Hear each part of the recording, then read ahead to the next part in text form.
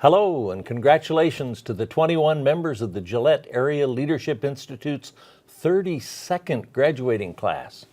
You worked very hard for this moment and you should be proud of yourselves. Gillette in Campbell County is a place where dreamers make their dreams come true. No other place makes it happen quite like you do. I became mayor of Gillette at a very pivotal time, right when the boom was happening. People were coming to our small town from all across the country. Gillette was the 14th largest town in Wyoming when I was mayor. During my 8 years as mayor, the town doubled in size. Now it's the third largest city in the state. But it still has that small town feel to those who live and dream there.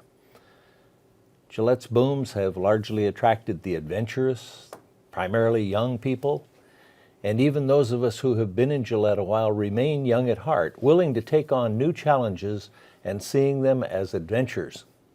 But many of you are the next generation of leaders and risk takers, ready to try the adventure of a boomtown to make your difference.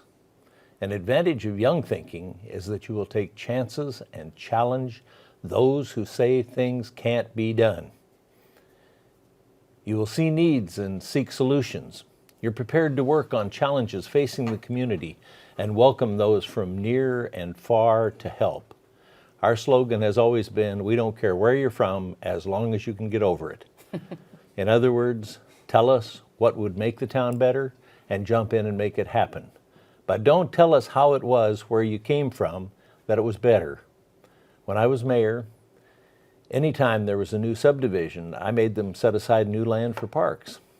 Eventually the people from the neighborhood would come to me and ask when the city was going to build a new park. I'd encourage them to follow me in my car to the park, and then I'd ask them how they envisioned it. And they would explain where they saw the swings and the slide and the combination football soccer field and the walking track and so on. I'd say, go ahead and do it. In a state of shock, they said, I thought the city would build it. I explained the city is putting all its resources into sewers and water and electricity and other things, but I'd be happy to get a summer intern from the University of Wyoming, a landscape architect, to draw up the plans. Since they were young people, they just went ahead and did it. You can be sure they were very sensitive to any graffiti or misuse of their parks as a result. Now, we're a couple of generations into those dreamers, but the first to come have stayed young, and it shows every time we have a vote for the next dream. The young at heart vote for the progress and improvement, and they have the desire to be the best and take action. That same type of attitude can work for getting any challenge you want done. I have a challenge for you, a leadership challenge. Take that spirit and initiative that I've described and use it to make an impact.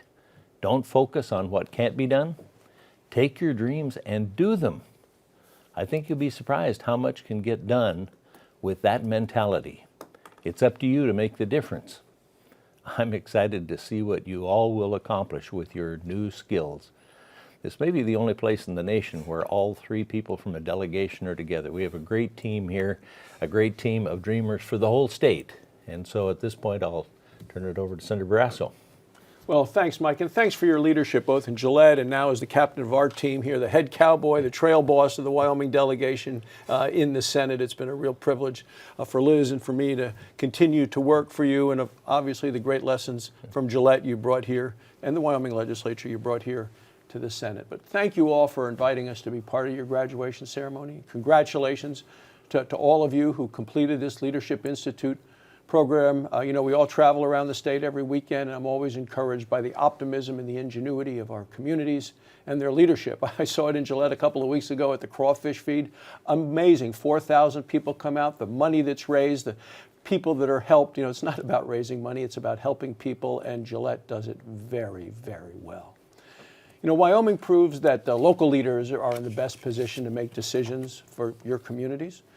I believe this when I was in Wyoming state legislature. I believe it now. That's why Liz and Mike and I continue to try to reduce bureaucratic barriers to give state and local government, not Washington, more control over what happens in our state. You know, you're here today because you want to make a difference, to help your communities in a meaningful way.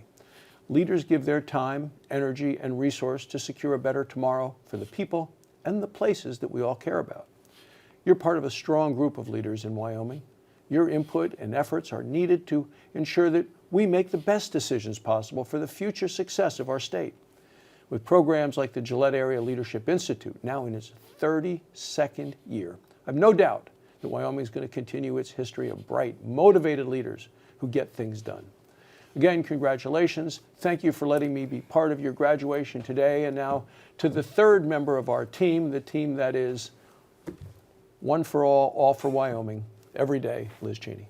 Thank you so much, John, and thanks very much to thank you so much, John, and thanks very much to John and to Mike. It's really wonderful to be here with you all today, and I want to echo what John said about our wonderful senior senator, Mike Enzi, who really is the leader of this delegation, who's done more than we can say for Gillette, for our state, for the nation. I hear about Mike Enzi and his wonderful contributions all the time from my colleagues on the House side who have the opportunity to work with him, and just want to echo what John has said about the tremendous leadership that Mike has shown and how great it's been to serve with him.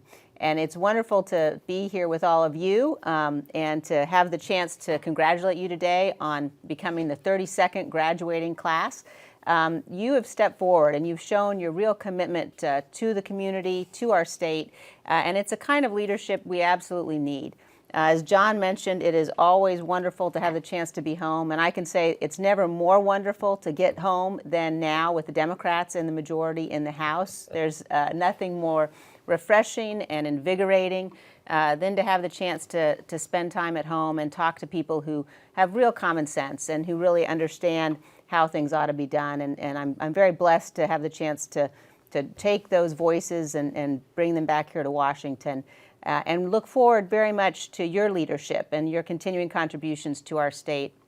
One thing I've learned for sure in my time in office is that it's individuals who make the difference. And nothing great has ever been accomplished without real commitment and dedication by individuals all across our state. And by participating in this class, you've shown your commitment, and it's exactly the kind of leadership that we need and that we will continue to call on. So I want to add my voice to John and to Mike, congratulate all of you. Thank you for your willingness to step up, and we expect continued great things from you going forward as you continue to lead in Campbell County and all across Wyoming. So thank you very much, and congratulations again.